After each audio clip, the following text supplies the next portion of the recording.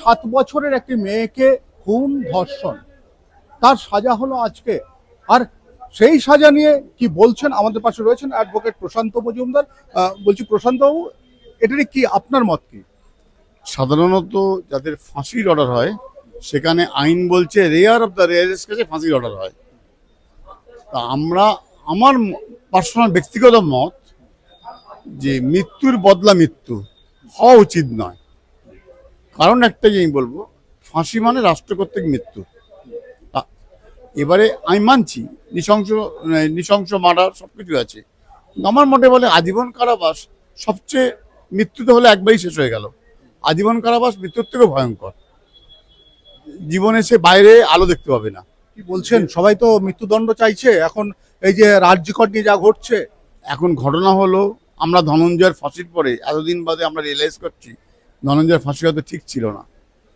আমি জানি না আরো 20 বছর 30 বছর পরে এই ফাঁসিগুলো নিয়ে কি হবে। আর তো কিছু করার নেই, এখন ধনঞ্জয় নিয়ে তো আর কিছু করার নেই। না, সেখানে দেখছি অনেকে ধনঞ্জয় নিয়ে অনেক এনজিও মানে বিভিন্ন রকম মত প্রকাশ করছে ধনঞ্জয় ফাঁসি ঠিক ছিল না। তৎকালীন সবাই কিন্তু ধনঞ্জয় ফাঁসিতে একমত হয়েছিল। তখন রাষ্ট্র মোমবাতি মিছিল দেখেছে, সবকিছু দেখেছে, ধনঞ্জয় ফাঁসিও হয়ে গেছে। ফাঁসি হয়ে যাওয়ার পর তো আর ঠিক বেঠিকের কিছু প্রশ্ন নেই, কিন্তু একটা মানুষ আজীবন কারাবাস থেকে দগ্ধে মরা, ওটাই মনে হয় ভালো পানিশমেন্ট। না, আপনি ধনঞ্জয়ের যে কথাটা বললেন, ধনঞ্জয়ের ক্ষেত্রে সে যেটা হয়েছিল যে ধনঞ্জয় স্বীকার করেছিল কিংবা জানি না, এখানে তো এই আসামি তো নিজে মুখে স্বীকার করেছে যে আমি পালিয়ে যেতে পারতাম কিন্তু পালাই। হ্যাঁ, মানছি অনেক আসামি স্বীকার করে। আসামির স্বীকারোক্তি পুলিশের কাছে সেটা আইনের চোখে গ্রহণযোগ্য নয়। পুলিশের কাছে যে কোনো স্বীকারোক্তি আসামির, সেটা আইনের চোখে গ্রহণযোগ্য নয় যতক্ষণ না পারিপার্শ্বিক প্রমাণ দ্বারা প্রমাণিত হচ্ছে সে দোষী। এখন ফাঁসি তখনই হবে rare of the rarest case. এখানে আমি মানছি একটা 7 বছরের বাচ্চাকে নৃশংসভাবে, নৃশংস থেকে নৃশংসতম মার্ডার কেস ঠিকই আছে, কিন্তু ফাঁসি বিভিন্ন জায়গায় এ নিয়ে মত উঠছে। ফাঁসি তুলে দেওয়ার জন্য অনেকে বলছে ফাঁসিটা হচ্ছে রাষ্ট্র কর্তৃক হত্যা, মৃত্যুর বদলে মৃত্যু।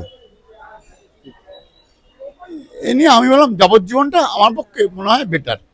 আজীবন কারাবাস, মানে আপনি চাইছেন না? আজীবন কারাবাস হলেই আমার মনে হয় ওটাই ভালো পানিশমেন্ট হবে। সারা জীবন জেলে থাকবে, টিল ডেথ। আপনার নামটা? প্রশান্ত মজুমদার, অ্যাডভোকেট প্রশান্ত মজুমদার, আলিপুর। অর্থাৎ আজকে আমরা যখন দেখলাম যে আসামিকে যখন আদালত থেকে বের করে নিয়ে লকআপের দিকে যাচ্ছে, তার চোখে মুখে তার আচার আচরণে কিন্তু আমরা সেই রকম কোনো ছাপ দেখতে পাইনি যে সে অনুতপ্ত। তবে এই ধরনের ভয়ঙ্কর ঘটনা, ভয়ঙ্কর থেকে ভয়ঙ্করতম ঘটনা, ভাবুন তো, একটা 7 বছরের মেয়ে, সকালবেলা বাবা তাকে দুধ আনতে বলল, আর একটি নোংরার প্যাকেট নিয়ে সে ছাদ থেকে নামলো, নেমে গেল, কিন্তু দুধটা আনতে গেল না, সে ওখান থেকে ফিরে এলো, তারপর থেকে মিসিং। আর সেদিন কিন্তু একটা জিনিস হয়েছিল, সঙ্গে সঙ্গে তারা তিলজলা থানাতে ফোন করেছিল, তিলজলা থানা থেকে পুলিশ এসেছিল, কিন্তু এলাকার মানুষের অভিযোগ ছিল যে তিলজলা থানা থেকে যারা এসেছিল তারা কিন্তু সেই রকম ভাবে খোঁজেনি। তারপর সন্ধ্যাবেলা যখন এলাকার মানুষজন চাপাচাপি করে, তখন কিন্তু তিলজলা থানার পুলিশরা তারা কিন্তু গিয়ে উপরে একটি ঘর থেকে বের করে মেয়েটির মৃতদেহ। সত্যি ভয়ঙ্কর, ভয়ঙ্করতম সেই ঘটনা। তারপর কিন্তু উত্তপ্ত হয়ে উঠেছিল একেবারে বন্ডেল গেট এলাকা। আর সেই বন্ডেল গেট এলাকা তিলজলা থানার এলাকায়, তাতে কিন্তু পরে দেখা গেল দিল্লি থেকে ন্যাশনাল চাইল্ড কমিশন থেকে চলে এলো সবাই, তিনি এসে অভিযোগ করলেন, তিনি এসে সারাদিন নানা ধরনের নাটক, তারপর সেখান থেকে আরম্ভ করে নানা ধরনের কিছু ঘটলো। কিন্তু শেষে দেখা গেল যে তখনকার দিনে যে ওসি ছিলেন বিশ্বক মুখার্জি, তার বিরুদ্ধে অভিযোগ করলেন, তাকে ওখান থেকে সরিয়ে যেতে হলো। অর্থাৎ একটা বড় নাটকীয় বিষয় ঘটেছিল। কিন্তু এতদিন পরে বলবো না, এই মামলাটা খুব তাড়াতাড়ি কিন্তু নিষ্পত্তি হলো। অবশেষে ফাঁসির আদেশ দেওয়া হলো এবং বাচ্চা মেয়েটির মাকে 10 লক্ষ টাকা ক্ষতিপূরণের নির্দেশ দেওয়া হয়েছে।